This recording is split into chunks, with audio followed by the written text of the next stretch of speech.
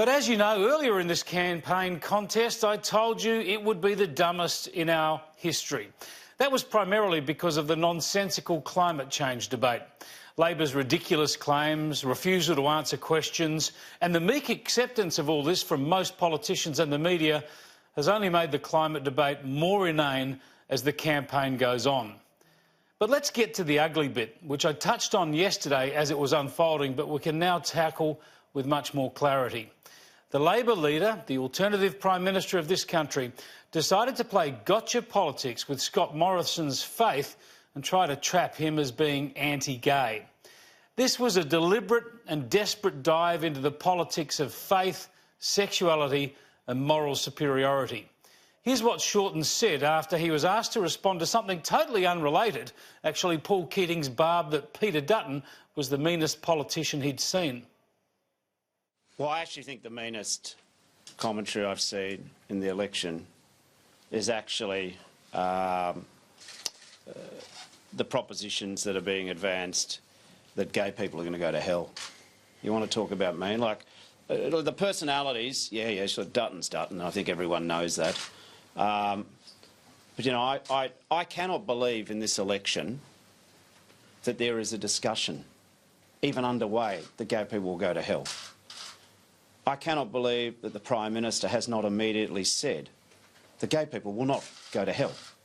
This country needs to really lift itself, and the political debate and coverage needs to lift itself in the next 4 days. Mr. Shorten, do you believe that gay people should go to hell? No, I don't believe gay people, because they're gay, will go to hell. I don't need a law to tell me that.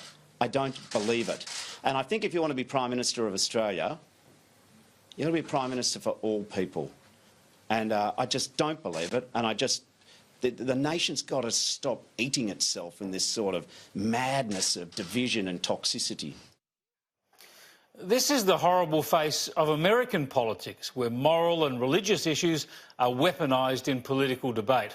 Shorten, who is a Christian too, wants to embarrass another Christian leader over whether he believes homosexuality is a sin and whether it leads to hell.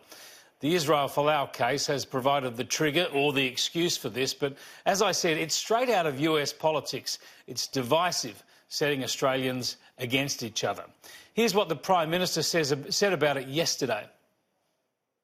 I found it very disappointing that without even prompting, he sought to try and politicise this and seek to exploit opportunity for it. I thought that was very disappointing, and I don't think that should have a place in this election campaign. People's faith are people's faith, and I'm not running for Pope, I'm running for Prime Minister. And after the Prime Minister later reassured people he didn't believe homosexuals should go to hell, his Treasurer hit back today.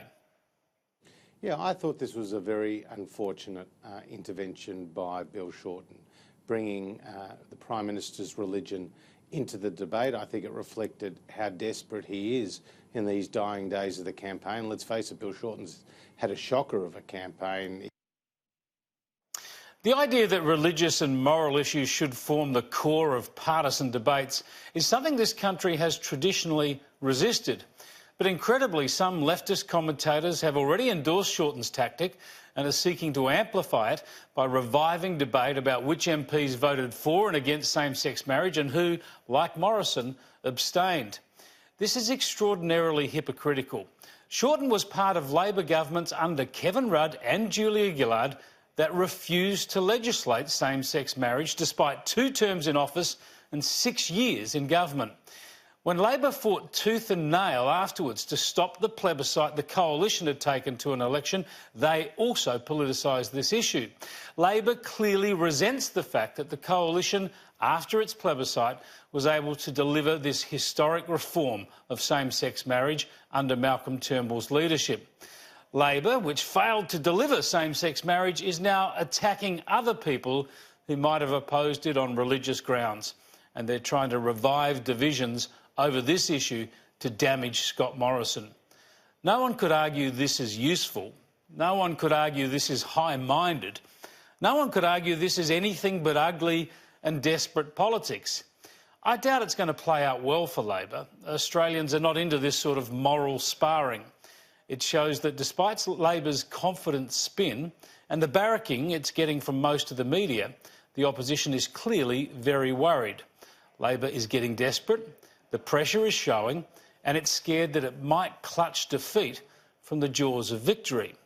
We all understand that. There's a lot at stake. But it's no excuse for going down this path.